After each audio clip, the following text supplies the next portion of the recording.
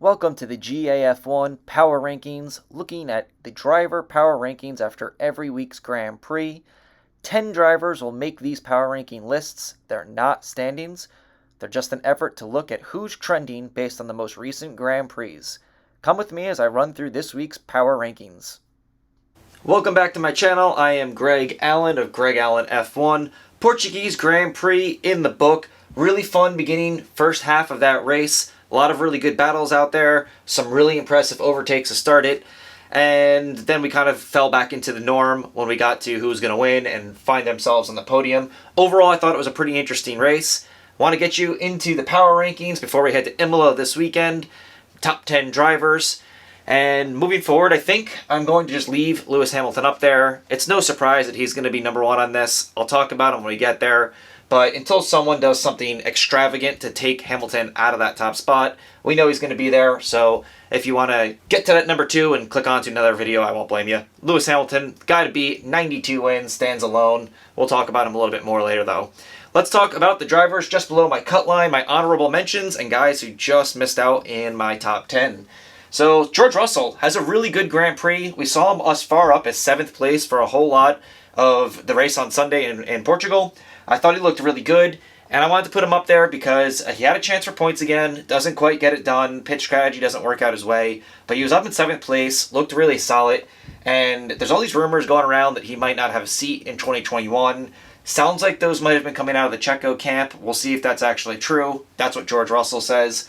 Really would be a shame if Russell is not in a Williams next year. Even more of a shame if he's not in a Mercedes in 2 years. But George Russell, really good Grand Prix. I hope he gets some points before the end of the year. Just missing out. Lando Norris, this is a guy who's fallen now out of my top 10. First time all year. Things are just not going well for him and McLaren right now.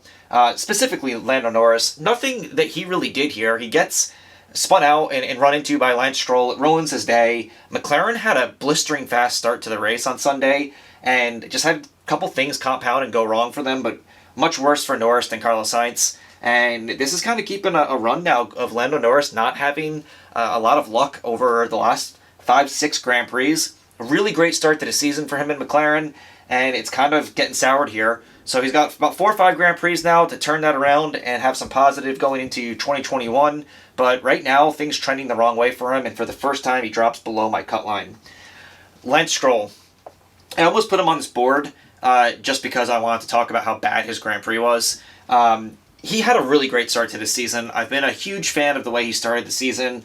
Looked every bit like he deserved to be in that seat and that he deserves to be in Formula 1. And now things are kind of going the wrong way for him. That, much like I said about Albon 2 weeks ago, that was Lance Stroll's absolute worst Grand Prix that I've watched him have in a couple seasons. He looked absolutely horrendous all weekend long.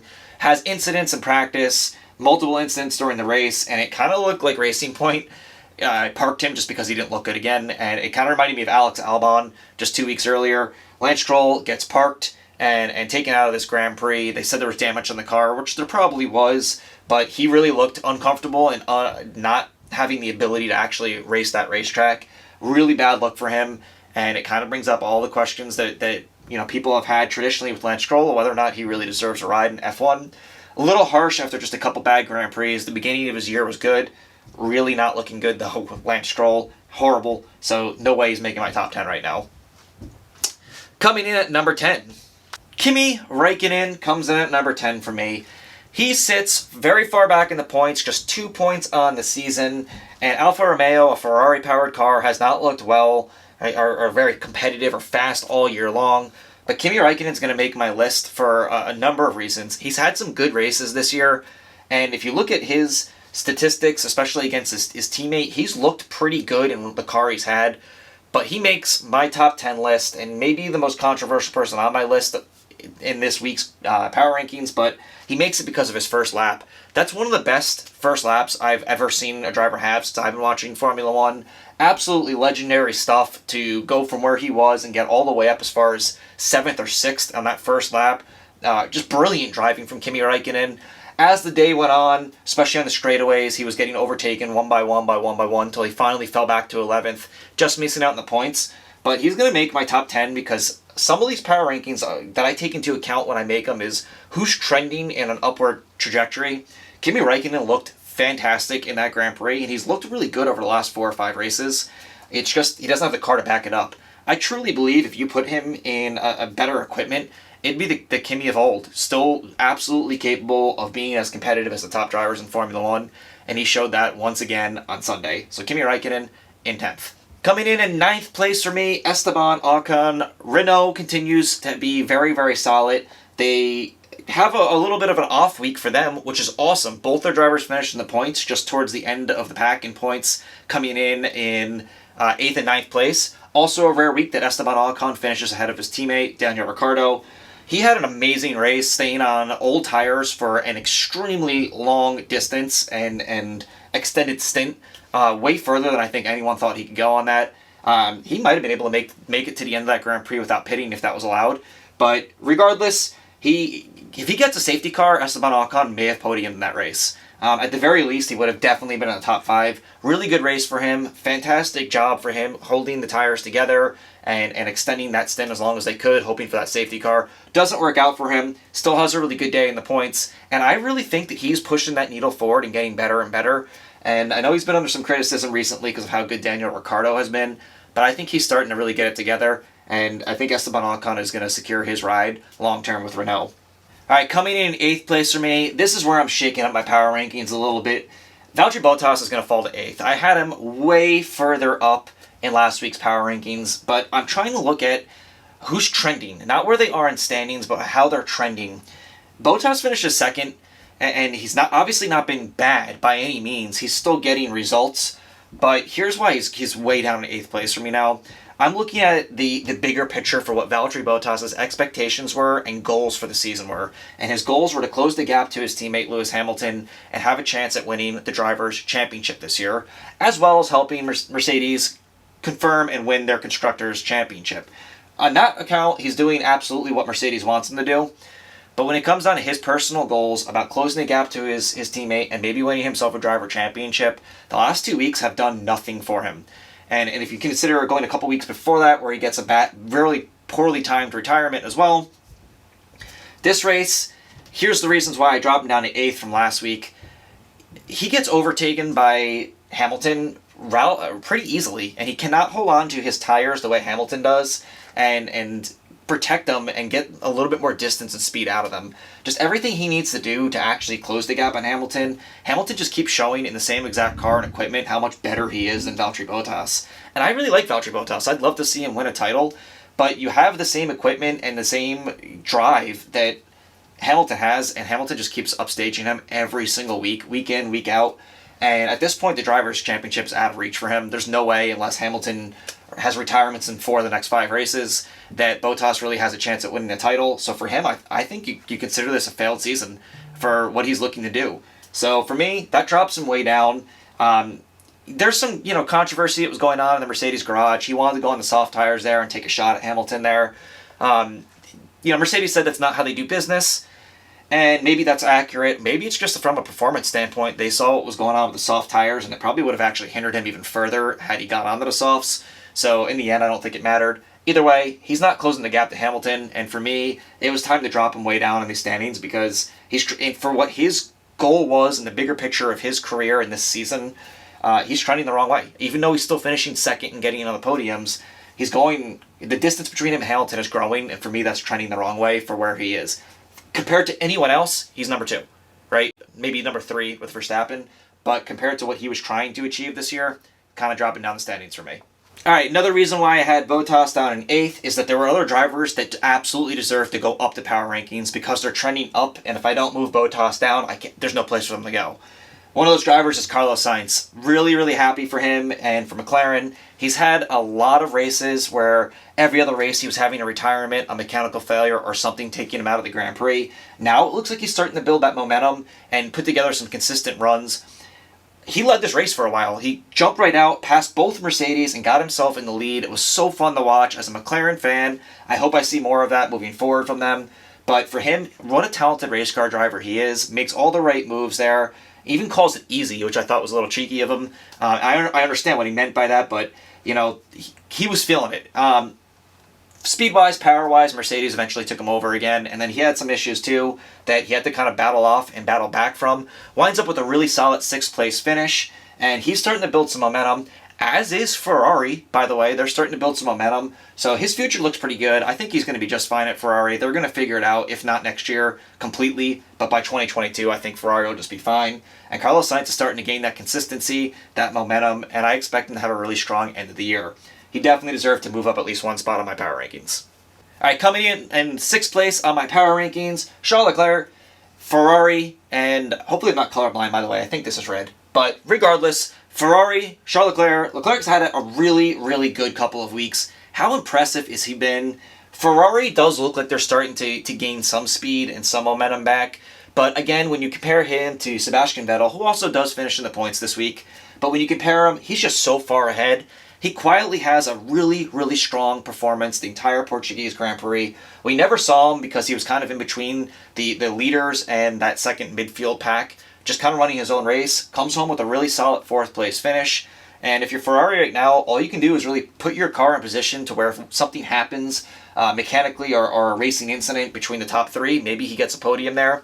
But on top of that, what I think is really important for me with Leclerc is that he has now put himself into the top 5 in the driver standings. I think 5-6 weeks ago, you never would have been able to imagine that or guess that he would have his Ferrari in the top 5 out of 20 drivers with the way that those cars have looked, with the power units they've had, and he's had a good enough year where he's right there in 5th now. So really great stuff for him. Good qualifying, good practice sessions all weekend long, and a really, really solid race.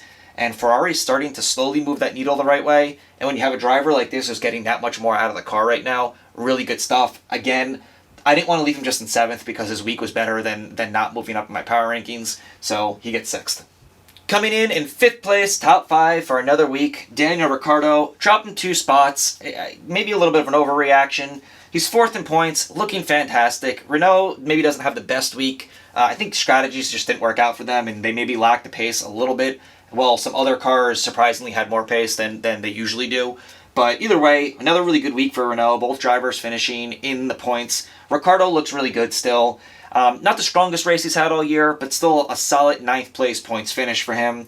The only reason why he dropped spots is because the drivers that moved ahead of him really had a great week.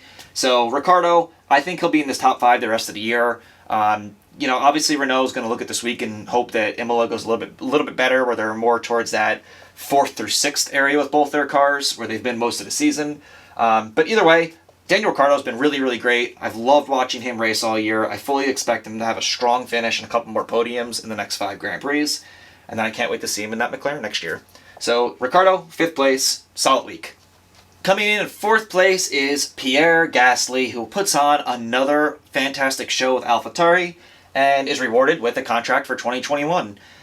We also know that his teammate will probably not be getting a contract in 2021 based on that. Either way, Pierre Gasly has another fantastic race for AlphaTauri, and every week that he does, you'll notice Alex Albon's name not anywhere on here. Pressure has completely ramped up on that number 2 Red Bull seat, and a lot of it is because Pierre Gasly has been so fantastic in the AlphaTauri this year. Now, him signing the 2021 contract also means that he's not going to be taking that 2nd seat in Red Bull. I have a whole other video in my mind about talking about that. I've talked about it a lot this year. But obviously, whatever happened with Gasly at Red Bull is enough to where he's never getting a shot. That's what Red Bull has now signaled. He will never get another shot at number 2. I fully suspect that Pierre Gasly will have another great year with AlphaTauri and either be the primary driver at a team that by 2022, with the budget limits and everything there, could be a feasible team to compete in the top 3 or 4 in Formula 1.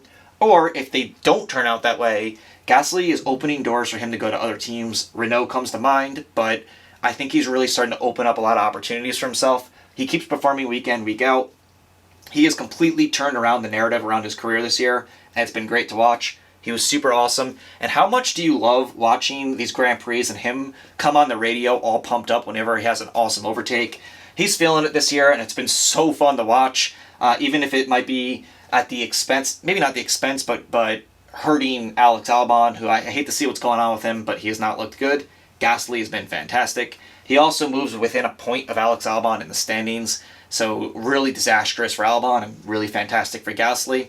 Completely has turned around, like I said, the narrative of his career, and it'll be interesting to see what his next couple of years look like, but it's really good to know that he will have a ride for all of 2021, and I suspect into the future. Coming in at number 3, the highest I've ever had him on the power rankings, and why not? Checo Perez. Sergio has been fantastic. He had those couple races that he missed for COVID, and every other race he's been in, he's been a threat. He's been really, really good. I didn't totally agree with the call, my personal opinion, but the Portuguese Grand Prix opens up. He looked really fast, and in my opinion, Max Verstappen got into him. I don't have a problem with Verstappen not getting a penalty because I don't think he did it on purpose, but I think Checo would have had a really fantastic race in the top 4 had that not happened. Maybe even been battling for a podium with Verstappen because it looked like Checo had the pace. So either way, an amazing drive to go from 20th all the way back up through that field and get himself in the 5th, winds up finishing back in 7th. But Checo, really great driver, really great drive on the weekend, driver of the day. I've talked about it constantly in these power rankings. It's unbelievable that we don't know where he's going to be racing next year and that he lost his ride at Racing Point. He has done everything right. He looks fantastic, and someone is going to sign him and really make out like bandits because Checo is really, really good and looks really good right now. Maybe it'll be that Red Bull. And can you imagine Checo with Red Bull equipment? Could be very fun to watch. I know there's rumors about him going elsewhere, but I have a feeling that him and Hulkenberg are going to be battling out for that Red Bull seat, so we'll see. But either way, Portuguese Grand Prix, another thrilling race for Checo Perez. Good enough for me to put him up in 3rd. I think he would have gotten a podium or at least been battling right there for that 4th place had he not been spun out in the first lap. What a fun race it was to watch him, and he's been really, really good. Coming in at number 2 on my power rankings, the only man who can drive a Red Bull apparently. Well, I'm just going to throw it out there. I don't know if that's true. But Max Verstappen, another fantastic race for him. Max is just so good. And what really impressed me in this race, Red Bull has not been good on starts this year. When it's lights out and away we go, it seems like away goes the power for Red Bull and a lot of races this year. A lot of times they're having trouble getting off the grid and getting going. And that happens again to Verstappen. He loses quite a few positions, 2 or 3 positions to start this Grand Prix. Winds up battling Kimi Raikkonen in the first lap, which I'm sure was a shock to both of them. And Verstappen, it's no sweat off his back, turns around, gets his focus in there, and puts his car right back up in the top 3 and takes off, and we never see him again because Verstappen is Verstappen. He's one of the best drivers in all of Formula 1, and he has a really good race turning it around. He's right where he needs to be. Red Bull, it was not one of those weekends where you were hoping they were going to close the gap in speed-wise and be able to maybe challenge Bottas and Hamilton for a win. They're not quite there, but I feel like they're super close. At least Max Verstappen is. Red Bull has a whole bunch of other issues going on. They're nowhere near a Constructors' Championship right now because of the number 2 seat. I think strategy-wise that they're limited in what they can do because of the number 2 seat. And there's going to be questions now, as much as Albon is struggling, and should he continue to hold on to that, there's also questions that we're hearing constantly on all the broadcasts right now of whether or not Red Bull only focused on Verstappen and it's costing them. I don't know if I feel that way. I just think Max Verstappen is really good. I feel like the Red Bull cars are really hard to handle, and that it takes a very talented driver to be able to race at those speeds, a poor handling car that has a lot of speed, and I kind of feel like that's where Red Bull's at, and it just shows the caliber that Max Verstappen is. But either way, definitely the number 2 driver for me. It's going to take a lot for him to not be number 2 on this list, and as much as I'm critical of Red Bull, and it might come off that way in some of my videos, Max Verstappen, I'm so happy he's in Formula 1. What a fun guy to watch race. And I really hope that next year, or at least in 2022, we're seeing Verstappen win a lot more than he is right now, because he deserves to be up there. And number 1, I don't actually have to do a break and an edit here.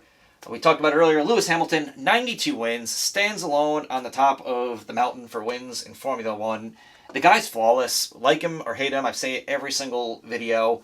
He out-qualifies everyone every week. He's just absolutely flawless with his handling of his race car, saving tires. I mean, that's why he beat Valtteri Bottas. Bottas had the chance to beat him, and by all rights should have beat Hamilton. Everything was there for it, except that Hamilton just did a better job preserving his tires. And I mean, he was so far ahead of the rest of the field in the Portuguese Grand Prix. And I said it early in this video, Hamilton's going to just stay on the board at number 1 until something drastic happens where he's not. I think we're going to see him race at least a couple more seasons, and he'll definitely make triple digits in wins. It's just how far is this guy, and what is the limit on how far he's going to go in Formula 1, and for how much longer. So we'll see. I suspect another 3 to 5 years, but we'll find out. He's going to win the championship this year. Mercedes is very close to locking up the constructors. They might be able to do it at Imola. We'll see what happens. As always, thank you so much for watching this video. If you liked it and you just came across it, please consider giving me a like and subscribing to my channel. I put out new Formula 1 videos about 2 to 3 times a week. And I love having you aboard. Let me know what you think in the comments of my power rankings. What did I get right? What did I get wrong? And I'll see you in the next video.